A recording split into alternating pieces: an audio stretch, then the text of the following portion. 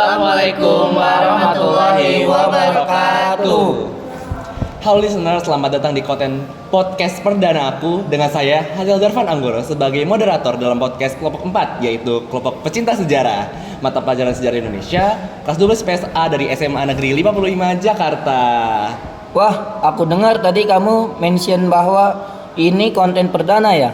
Berarti kita narasumber pertama di podcast ini dong. Bener banget. Jadi gimana sih perasaan kalian sebagai narasumber pertama? Wah, suatu kehormatan sih bagi aku karena bisa diundang ke sini. Dan jujur, aku merasa tersanjung banget. Aku tertarik banget sama tujuan kamu membangun channel ini yang bersifat edukatif. Berarti bisa banget nih membantu memajukan pendidikan di Indonesia. Sama banget, aku sih udah ngerasa bakat manfaat banget buat kita semua, apalagi buat para pendengar. Apa sih namanya pendengar channel ini? Nah, seperti udah aku sebutin di awal, kalau pendengar kita di sini itu dipanggil listener, guys. Emang kedengaran basic sih, tapi ya oke lah buat mencapai para pendengar kita. Kece banget deh itu. Kita keasikan ngobrol nih, sampai lupa belum kenalan, cuy. Coba deh perkenalin nama kalian semua sama listeners di sini. Hai listeners, aku Alif Zainal Wahid. Hai, aku Kesha Rizky Ananda. Aku Muhammad Bayhaqi Takwim. Dan aku Salsa Joni Miralfian. Wah, kece banget nih kalian. Oke, sebelum mulai nih, terakhir deh, jelasin dulu dong kegiatan kalian yang kalian lakuin akhir-akhir ini. Wah, kalau aku sih akhir-akhir ini sibuk tugas sama ekskul nih. Apalagi ekskul udah mau regenerasi kan. Jadi makin padat deh waktu kegiatan aku. Kalau aku kurang lebih sama sih, ada les juga soalnya kan udah kelas 12 ya, biar makin siap dapat PTN. Oh iya, buat listeners yang kelas 12 juga, semoga kalian dapat PTN ya. Nah, amin. Jadi kita langsung masuk aja kali ya kita ke materinya. Aku dapat saran banget nih sama demokrasi parlementer sesuai dengan tema materi kita yang kita dapat untuk podcast kali ini. Aku sih suka banget bahas tentang demokrasi parlementer. Iya kah? Waduh, jadi penasaran nih sama demokrasi parlementer. Boleh dong jelasin dikit sebagai permulaannya? Oke nih, jadi masa demokrasi parlementer adalah masa ketika pemerintahan Indonesia menggunakan UUDS sebagai undang-undang negara dan sistem pemerintahan parlementer. Artinya, kabinet bertanggung jawab kepada DPR, bukan kepada presiden. Kabinet dipimpin oleh seorang perdana menteri, sementara itu presiden hanya fungsi sebagai kepala negara saja. Masa demokrasi parlementer disebut bulan masa demokrasi liberal karena sistem politik dan ekonomi berlaku menggunakan prinsip-prinsip liberal. Masa ini langsung mulai 17 Agustus 1950 sampai 16 Juli 1959 gitu deh, sebagai pemulaan gitu. Gimana? Wah, lumayan menarik itu. Berarti demokrasi parlementer ini kabinetnya bertanggung jawab sama DPR ya? Unik juga tuh. Nah iya, itu yang membedakan demokrasi parlementer sama demokrasi yang lain ya. Ya kan? Tapi aku masih penasaran deh. Selain sedikit penjelasan tadi, aku mau tahu dong, apa sih yang menjadi karakteristik demokrasi parlementer? Ciri-cirinya boleh kali, pasti listeners di rumah juga udah pada penasaran. Wah, kalau itu aku tahu nih. Jadi ciri-cirinya itu yang pertama, parlemen yang kuat. Parlemen yang kuat yaitu dalam demokrasi parlementer, parlemen memiliki peran sentral dalam proses pengambilan keputusan dan legislasi. Anggota parlemen berperan dalam membuat undang-undang, mengawasi pemerintahan, dan menjalankan fungsi pengawasan terhadap kebijakan pemerintah. Yang kedua ada pembagian kekuasaan. Pembagian kekuasaan itu adalah kekuasaan eksekutif. Demokrasi parlementer terbagi antara kepala negara dan kepala pemerintah. Kepala pemerintah yaitu Perdana Menteri atau kepala kabinet, bertanggung jawab atas kebijakan sehari-hari dan pelaksanaan pemerintahan. Sementara kepala negara memiliki peran seremonial. Selain itu masih ada nggak nih ciri-ciri pembeda lainnya? Ada dong. Jadi yang ketiga adalah tanggung jawab kolektif. Kabinet atau tim demokrasi parlementer, menteri bertanggung jawab secara kolektif atas keputusan yang diambil. Mereka harus mempertanggungjawabkan kebijakan mereka kepada parlemen dan dapat dijatuhkan dari jabatan jika mereka kehilangan kepercayaan parlemen. Terus yang terakhir, yang keempat, perubahan pemerintahan yang relatif mudah. Dalam demokrasi parlementer, jika partai politik yang membentuk pemerintahan kehilangan mayoritas di parlemen, pemerintahan dapat digantikan dengan cara yang lebih mudah dibandingkan dengan sistem presidensial. Ini bisa berarti pembentukan pemerintahan baru melalui pemilihan umum atau pembekukan koalisi baru di parlemen. Widih, aku makin tertarik aja nih sama materinya setelah dengar penjelasan dari Alif dan Amira. Kalian ada informasi tambahan gak nih yang bisa bikin aku dan listener di rumah makin tertarik sama sistem demokrasi parlementer ini? Ada banget. Gimana kalau sekarang aku jelasin tentang kabinet-kabinet yang ada di demokrasi parlementer? Itu penting banget loh, soalnya kabinet salah satu menteri inti di sini. Udah disebutin juga kan di awal-awal. Bener tuh, kabinet-kabinet ini bisa dikatakan juga sebagai main karakter ya. Boleh, sebenarnya aku penasaran Pol nih sama itu. Oke, kita mulai jelasin ya. Jadi kabinet itu sendiri adalah suatu badan yang terdiri dari pejabat pemerintah senior atau level tertinggi, biasanya mewakili cabang eksekutif gitu Zel. Nah, kayak pertama nih ada kabinet Nasir yang menjabat pada tanggal 6 Desember 1950 sampai 21 Maret 1951. Kabinet ini memiliki M. Nasir sebagai Perdana Menteri dengan beberapa tokoh terkenal lainnya juga seperti Asad Sri Sultan Hamengkubuwono IX. Nah, kalau di kabinet Nasir ini ada 5 program pokoknya nih. Mengingatkan usaha keamanan dan keteramanan, mencapai konsolidasi dan menyempurnakan susunan pemerintahan, menyempurnakan organisasi angkat perang, mengembangkan dan memperkuat ekonomi rakyat, dan perjuangan penyelesaian masalah Irian Barat. Tapi di lain sisi kabinet ini juga punya suatu kendalaan, yaitu banyaknya terjadi pemberontakan seperti Adi Aziz DI, TI, APRA dan juga RMS gitu dulu. Ini sebagai pemulaan gimana?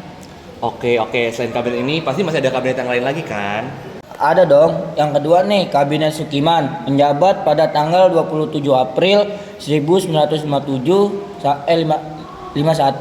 sampai 3 April 1952. Awalnya presiden ini menunjuk Soehartono sebagai formatur. Namun karena gagal, akhirnya dilanjutlah oleh Sidik Djojo Sukatro dari PNI dan Sukiman Wijosanjojo dari Masyumi sebagai formatur dan berhasil membentuk kabinet koalisi Masyumi PNI. Kabinet ini terkenal dengan nama Kabinet Sukiman Suwirdo. Kabinet ini punya 5 program pokok nih. Yang pertama ada menjamin keamanan dan ketentraman.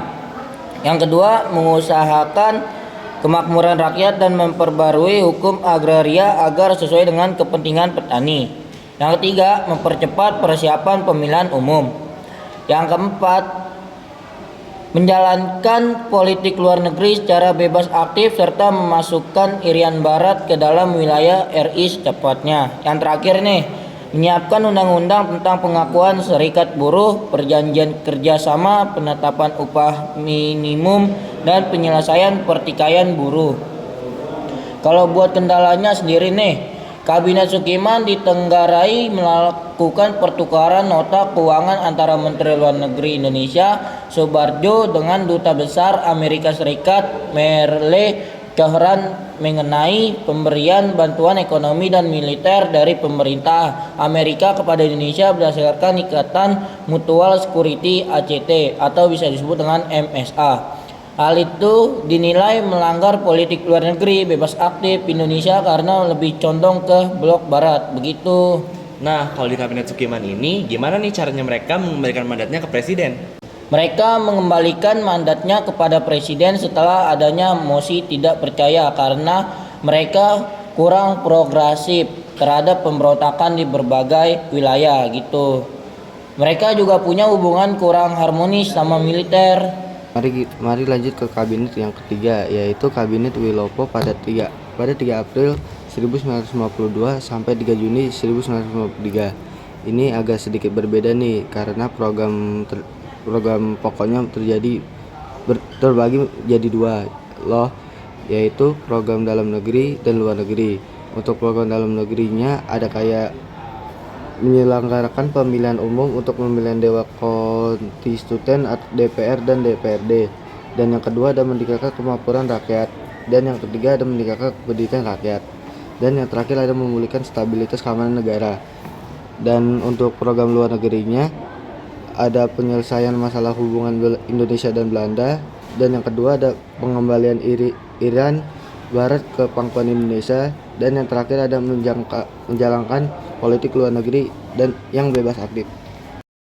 Kalau di Kabinet Wilopo ini keadaan lebih kritis, ekonomi defisit kas negara dan gerakan separatis seperti konflik surat menjelekan Kolonel Gatot Subroto dalam usahanya memulihkan keamanan di Sulawesi Selatan. Selain itu pada masa ini ada juga ketimpangan Jawa dan luar Jawa sehingga terjadi gelombang ketidakpuasan di daerah yang memparahkan kondisi politik nasional. Oh, aku tahu nih. Pas masa kabinet ini, kalau nggak salah ada peristiwa Tanjung Morawa ya kan? Benar, peristiwa Tanjung Morawa adalah peristiwa pemberontakan antara aparat kepolisian dengan para petani liar yang didukung oleh PKI mengenai persoalan tanah perkebunan di Sumatera Timur atau Deli. Akibat peristiwa Tanjung Morawa muncul mosi tidak percaya dari Sekretariat Tani Indonesia terdapat Kabinet Wilopo, sehingga Wilopo harus mengalihkan martabat pada presiden pada tanggal 2 Juli 1953. Lanjut ke kabinet keempat, yaitu Kabinet Ali Sastroamidjojo yang pertama yang menjabat pada 31 Juli 1953 sampai 12 Agustus 1955. Selain diketuai oleh Ali, kabinet ini mempunyai wakil yaitu Mr. Wongsonegoro dari Partai Indonesia Raya. Kabinet ini mempunyai 6 program pokok loh, yaitu yang pertama, meningkatkan keamanan dan kemakmuran. Yang kedua, menyelenggarakan pemilu dengan segera. Yang ketiga, pembebasan Irian Barat secepatnya. Yang keempat, pelaksanaan politik bebas aktif. Yang kelima, peninjauan kembali persetujuan KMB. Yang terakhir, penyelesaian pertikaian politik. Kabinet ini mengembalikan mandatnya kepada Presiden pada 24 Juli 1945 setelah adanya konflik PNI dan NU yang membuat beberapa menteri asal NU menarik mundur jajarannya. Aku mau nambahin sedikit dong. Jadi di masa Ali Sastroamidjojo satu ini mereka berhasil melaksanakan konferensi Asia Afrika loh.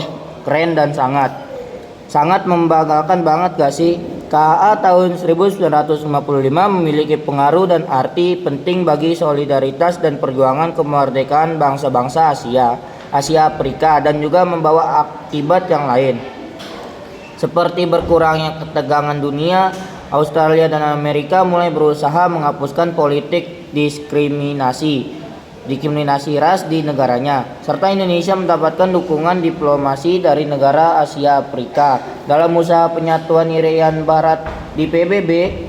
Selain itu, mereka juga merampungkan persiapan pemilu yang akan diselenggarakan 29 September 1955. Wah, keren banget sampai terselenggaranya KAA. Aku tahu tuh, itu banyak banget loh membawa pengaruh bagi negara-negara kita ini. Kayak meningkatkan solidaritas antar negara-negara di Asia dan Afrika. Benar, sekeren itu sebenarnya ya. Lanjut yuk, masih ada kabinet nggak nih habis ini? Masih dong, yaitu Kabinet Burhanuddin Arab pada 12 Agustus 1955 sampai 3 Maret 1956. Sama juga, kabinet ini juga punya beberapa program pokok seperti 1. Mengembalikan kewibawaan pemerintah, yaitu mengembalikan kepercayaan Angkatan Darat dan masyarakat kepada pemerintah. Yang kedua, melaksanakan pemilihan umum menurut rencana yang sudah ditetapkan dan mempercepat terbentuknya parlemen baru. Yang ketiga, masalah desentralisasi, inflasi, dan pemberantasan korupsi. Yang keempat, perjuangan pengembalian Irian Barat. Yang kelima, politik kerja sama Asia Afrika berdasarkan politik luar negeri bebas aktif. Pada kabinet ini, mereka berhasil melaksanakan pemilu untuk pertama kalinya loh. Yang pertama untuk memilih anggota DPR pada 29 September 1955 dan yang kedua untuk memilih Dewan Konstitut pada 15 Desember. Keberhasilan mereka juga ada lagi, yaitu membubarkan Uni Indonesia Belanda, menjalin hubungan yang harmonis dengan Angkatan Darat, bersama dengan polisi militer melakukan penangkapan para pejabat tinggi yang terlibat korupsi. Nah, kalau mereka gimana mereka mengembalikan mandatnya kepada presiden? Nah, kalau mereka bukan kendalanya menyebabkan mereka mengembalikan mandatnya, tapi mereka menuliskan mengembalikan setelah pemilu itu diselesaikan. Yap, betul. Atau dengan kata lain, mereka mengembalikan mandatnya dengan adem ayem aja, bukan karena pemberontakan gitu. Berarti itu salah satu hal positif juga ya, guys ya. Benar, tapi yuk lanjut ke kabinet yang keenam, yaitu kabinet Ali Satromojo II yang menjabat pada 20 Maret 1956 sampai 4 Maret 1947. Nah, ini kali kedua Ali Satromojo menjabat sebagai pembentukan kabinet. Sebentar. Kalau nggak salah, pas kabinet ini itu ada program kerjanya itu punya nama khusus kan ya? Kayak rencana-rencana apa ya namanya? Lupa deh aku. Yap, betul, nama rencana pembangunan 5 tahun atau yang dikenal sebagai juga dengan RPLT. Programnya seperti Juang Pengambilan Irian Barat, dan yang kedua ada pembentukan daerah otonomi dan menciptakan terbentuk anggota DPRD. Yang ketiga ada penguasaan perbaikan nasib kaum buruh dan pegawai. Dan yang keempat ada menyehatkan pertimbangan keuangan negara. Dan yang kelima ada menunjukkan perubahan ekonomi kolonial menjadi ekonomi nasional berdasarkan kepentingan rakyat. Dan yang keenam ada pembatalan KMB. Dan yang ketujuh ada pemulihan keamanan ketertiban pembangunan 5 tahun menjelangkan politik luar negeri bebas aktif.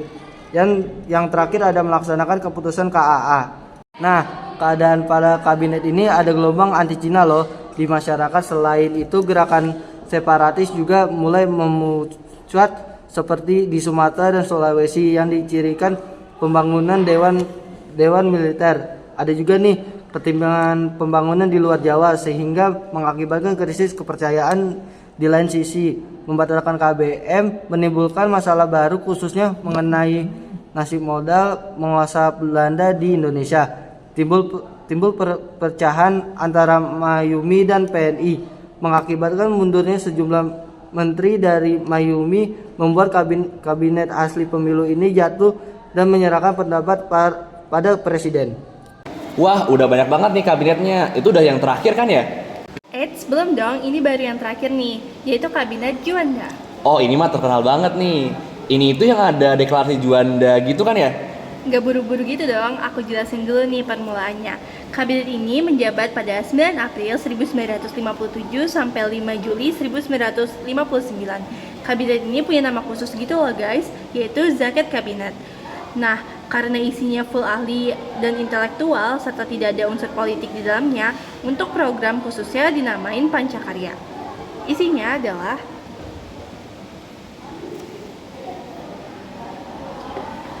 pertama, membentuk Dewan Nasional. Yang kedua, normalisasi keadaan rakyat Indonesia. Yang ketiga, melancarkan pelaksanaan pembatalan KMB. Yang keempat, memperjuangkan kembali Irian Jaya. Dan yang terakhir, memperjerat atau mempercepat proses pembangunan. Pada masa Kabinet Juanda, terjadi pengolakan di daerah-daerah yang menghambat hubungan antara pusat dan daerah. Untuk mengatasinya, diadakannya Musyawarah Nasional atau MUNAS di Gedung Proklamasi tanggal 14 September 1957. MUNAS tersebut membahas beberapa hal, yaitu masalah pembangunan nasional dan daerah, membangun angkatan perang, dan pembagian wilayah Republik Indonesia. MUNAS selanjutnya dilanjutkan dengan Musyawarah Nasional Pembangunan atau MUNAP pada bulan November 1957. Pada tanggal 30 November 1957 terjadi percobaan pembunuhan terhadap Presiden Soekarno di Cikini atau yang dikenal dengan peristiwa Cikini. Bukan Cikini ke Gondang Dia ya guys, beda. Nah, baru nih aku jelasin sedikit tentang Deklarasi Juanda yang mengatur tentang batas dan luas wilayah kepulauan Indonesia.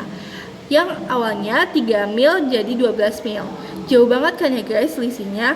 Untuk menguntungkan Indonesia, deklarasi Juanda mengandung konsep bahwa tanah air yang tidak lagi memandang laut sebagai alat pemisah dan pemecah bangsa.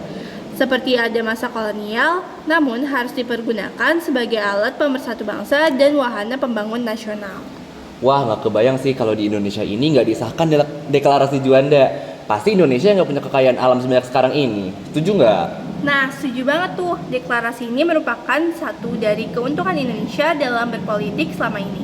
Oh iya, ini kan kabinetnya kayaknya sering banget ya terjadi pergantian.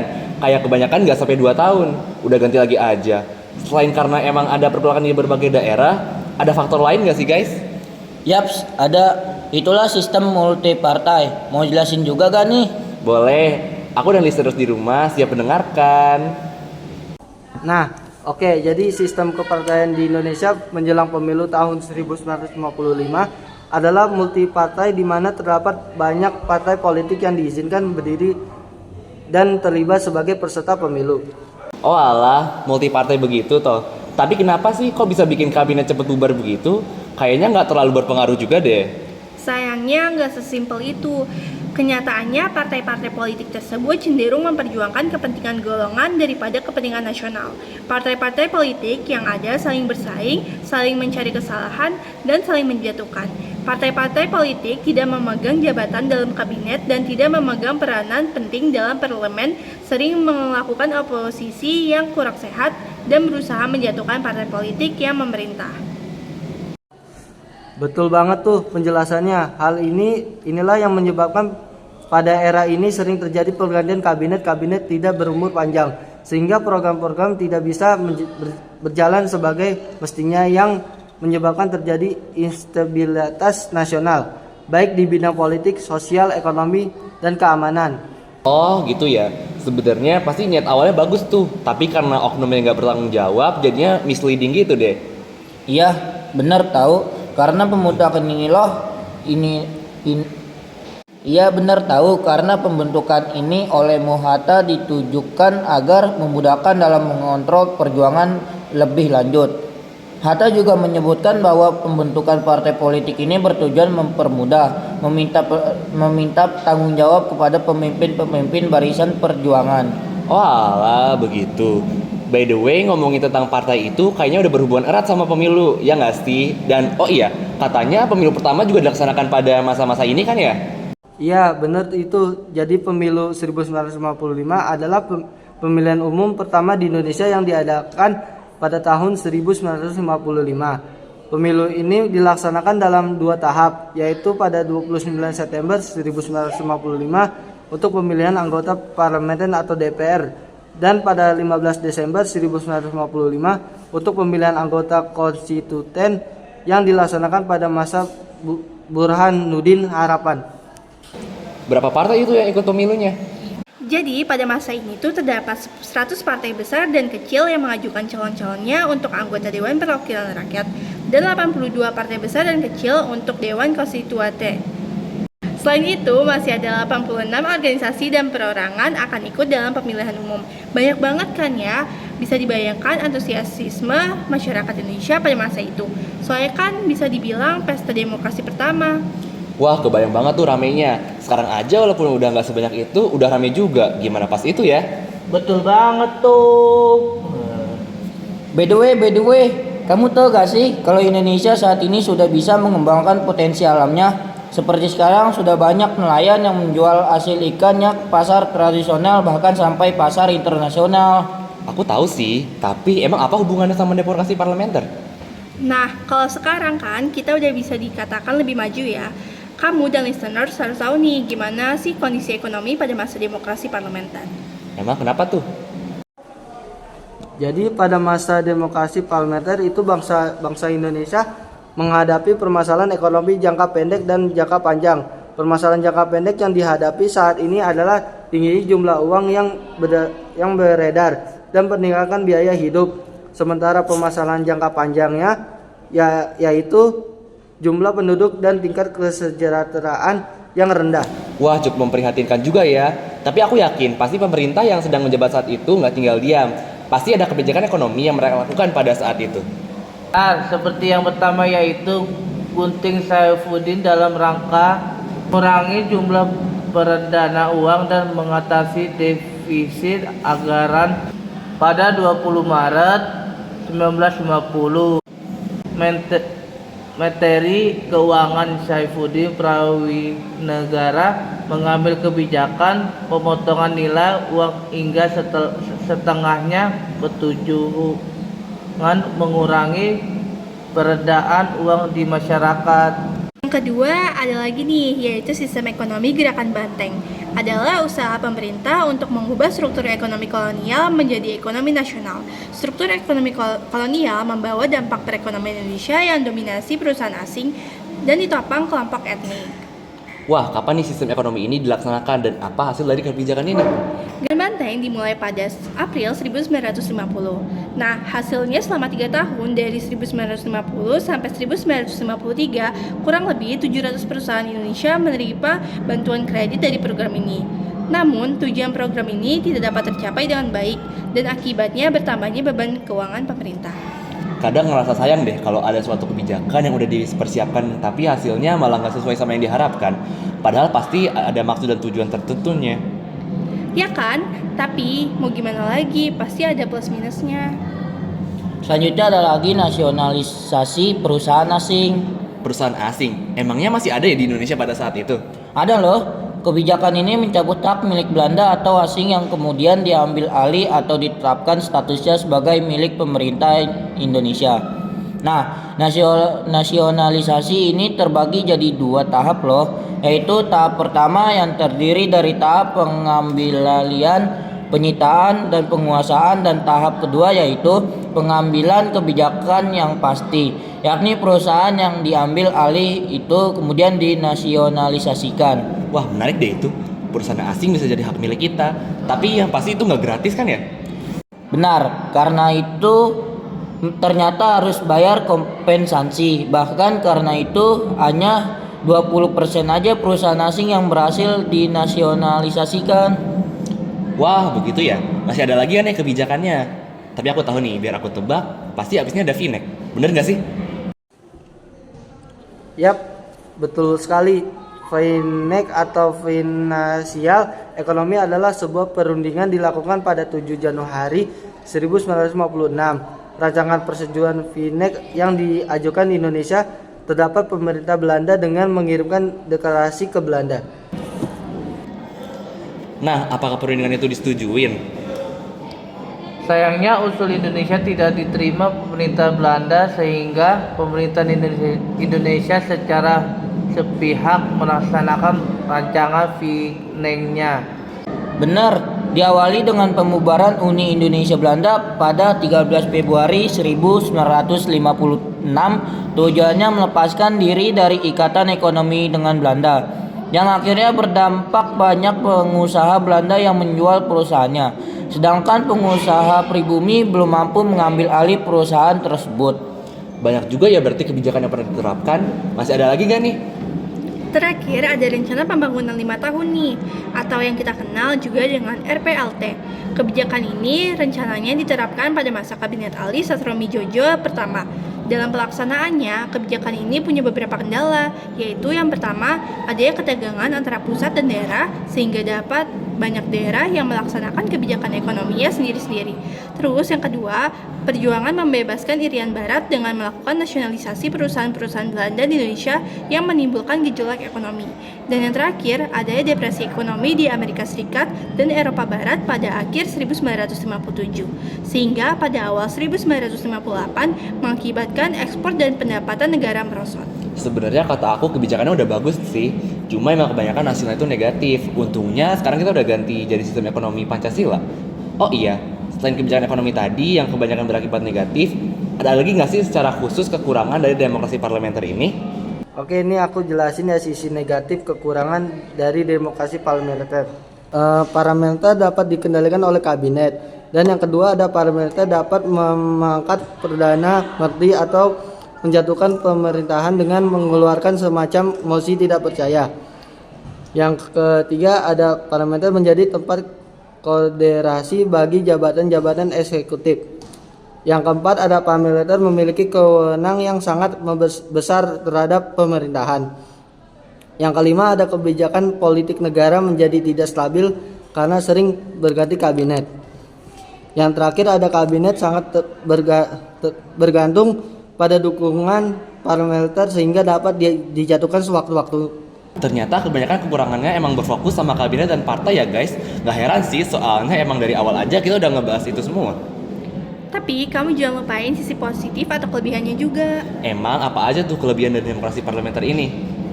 Jadi kelebihannya adalah yang pertama, menteri dalam kabinet dipilih berdasarkan suara terbanyak di parlemen.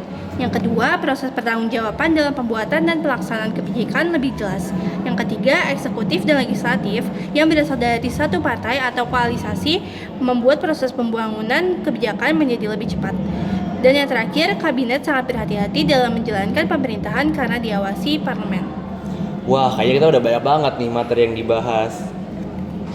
Belum selesai. Kita belum jelasin nih gimana demokrasi parlementer ini berakhir. Boleh juga, emang kenapa tuh? Nah, jadi berakhir ini demokrasi parlementer ini diawali dengan pemilihan umum 1955 yang berhasil memiliki konstituante secara demokratis.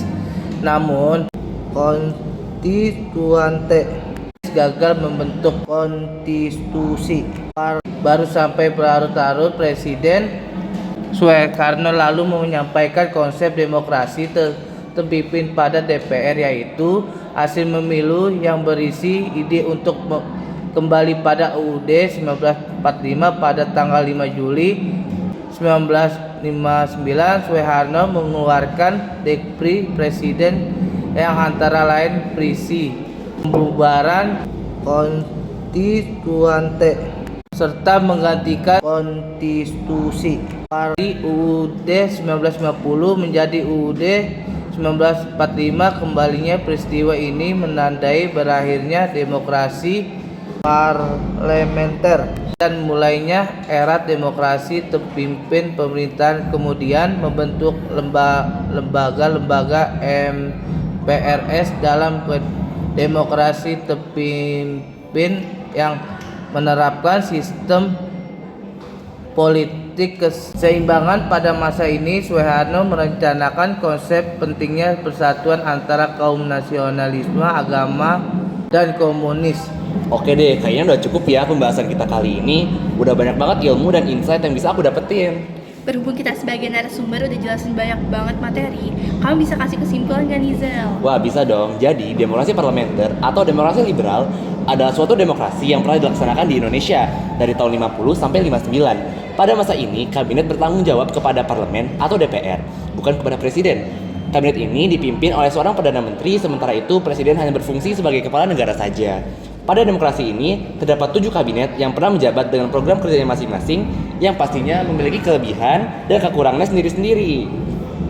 Wah, kece deh. Semoga ilmu kita kasih hari ini bisa bermanfaat deh. Sebelum ditutup, aku mau kasih pantun dulu nih guys. Wah, langsung cuy. Jalan-jalan ke Medan. Cakep. Tak lupa membeli kaca. Cakep. Terima kasih sudah mendengarkan. Sampai bertemu di podcast selanjutnya. Sip, keren banget ya. Sekali lagi makasih ya semua. Terima kasih dan bye listener. Bye.